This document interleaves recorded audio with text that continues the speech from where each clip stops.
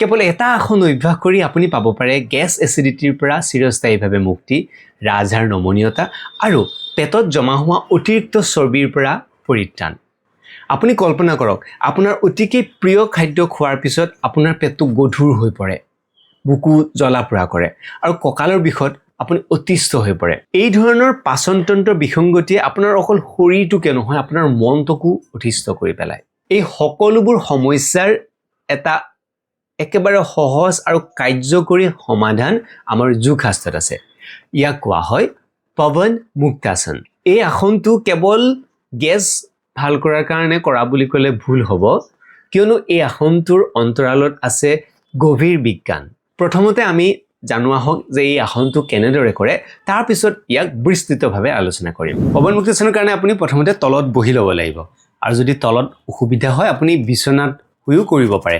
কিন্তু বিচনাত কৰোঁতে ধ্যান ৰাখিব যাতে আপোনাৰ তুলিখন বহুত বেছি ডাঙৰ নহয়, অলপ পাতল হ'লে ভাল। বেছি ডাঙৰ হ'লে আপোনাৰ গোটেই কঁকাল সোমাই যাব, কঁকালৰ বিষ হ'ব পাৰে।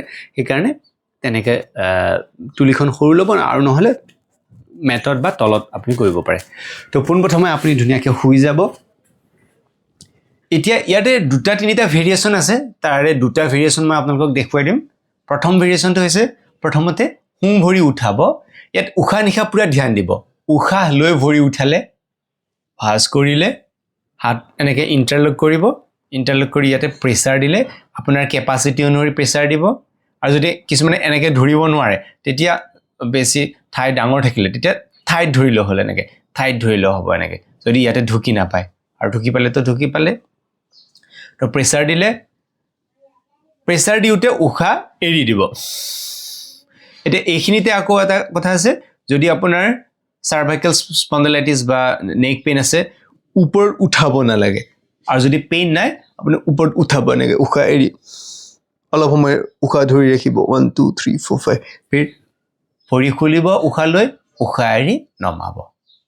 তাৰপিছত বাওঁ ভৰি উশাহ ল'ব, ফ'ল্ড কৰিব, লাহেকৈ প্ৰেছাৰ দিব, উশাহ এৰিব, বিষ নাথাকিলে উঠাব, আকৌ উশাহ ল'ব, উশাহ এৰিব, 1 2, তাৰপিছত 2খন ভৰি উশাহ ল'ব, প্ৰেছাৰ দিব হাতেৰে। যদি এনেকৈ ধৰিব নোৱাৰে, ছাইডত এনেকৈ ধৰি ল'ব পাৰে, খালি আপোনাৰ ঠাইৰে পেটত পূৰা প্ৰেছাৰ পৰিব লাগিব। উশাহ এৰিব, উশাহ এৰোঁতে মূৰ দাঙি দিব পাৰে যদি বিষ নাথাকে। তাৰপিছত উশাহ এনেকৈ আপুনি হোল্ড কৰিব 5 ছেকেণ্ডমান। তাৰপিছত উশাহ লৈ ভৰি খুলি দিব লাহে লাহে, আকৌ নমাই দিব। তো ৰাইট লেফ্ট 2খন ভৰি, সেইটো এটা চাৰ্কুল হ'ল। তেনেদৰে আপুনি প্ৰথম অৱস্থাত 2-3টা চাৰ্কুল, 5টা চাৰ্কুললৈ কৰিব পাৰে।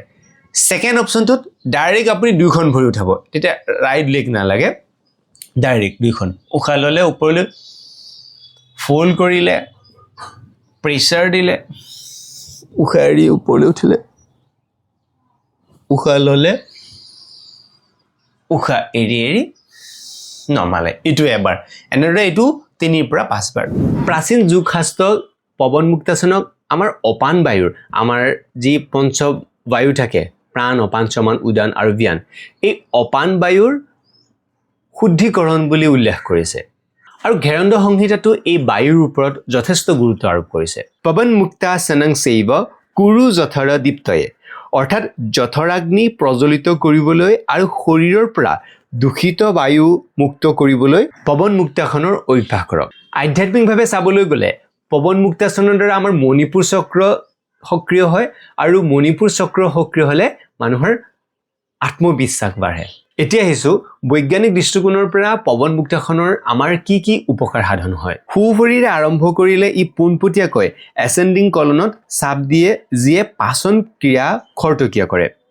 ই আমাৰ ভেগাছ নাৰ্ভক উদ্দীপিত কৰি শৰীৰক ৰেষ্ট এণ্ড ডাইজেষ্ট মুডলৈ নিয়ে, যাৰ ফলত মানসিক চাপ কমে। ই কঁকালৰ তলৰ অংশৰ পেশীসমূহ শিথিল কৰে আৰু মেৰুদণ্ড নমনীয় কৰে। ই আমাৰ পেংক্ৰিয়াছক উদ্দীপিত কৰি ডায়েবেটিছ নিয়ন্ত্ৰণতো সহায় কৰে। এই আসনটোত কিছুমান সাৱধানতা মানি চলিব লাগে। যিসকলৰ স্পণ্ডেলাইটিছ থাকে বা ডিঙিৰ বিষ থাকে, তেওঁলোকে মূৰটো দাঙিব নালাগে।